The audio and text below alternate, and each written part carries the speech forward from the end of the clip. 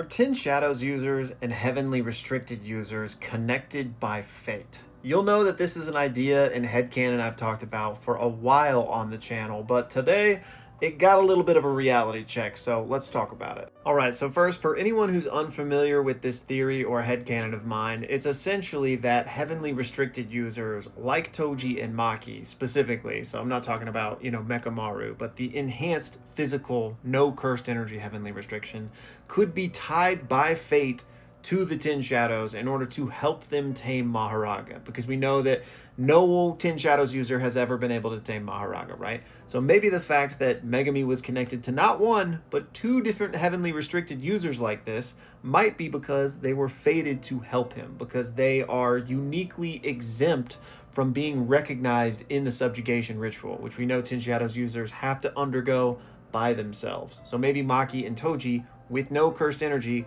wouldn't be recognized by that rule and thus able to help. So in reference to this, CQ sent me in a comment that says, I was going through some old Gege Akutami interviews and I found one where he was asked about the Maki and Toji heavenly restrictions in the Zenin clan.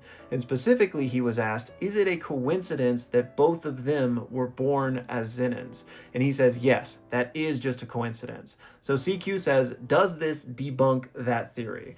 And I would say yes and no. So first, let me say that, obviously it debunks it in a canonical sense, because clearly if it's a coincidence, then they couldn't be connected by fate, because that would be no coincidence. It would be mandatory that they were Zenins, right, in order to be connected to the Tin Shadows user.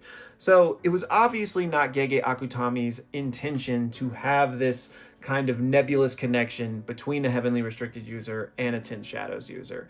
But to me, it doesn't debunk the theory, because I never thought that this was true hard canon, because JJK is over, and obviously that never happened, nor was it alluded to. Honestly, I would probably just classify this as kind of like a death of the author type of thing, because sure, it wasn't Gege's intention, but at the same time, it was something that was never addressed within the series, right? And honestly, this is one of the best parts about a more open-ended lore and world building. One of the things Gege gets the most flack for is how he left things uncovered. Like, what happens when you break a binding vow? How did the first, curse techniques originate, etc., right? Well, by leaving those things uncovered, you let other people fill in the blanks. So that's kind of what this theory is for me. Again, it was never meant to be something that I truly thought was canon, since JJK's over and it was never touched on. So him saying it's a coincidence in an interview but not actually demonstrating it within the lore doesn't change anything for me.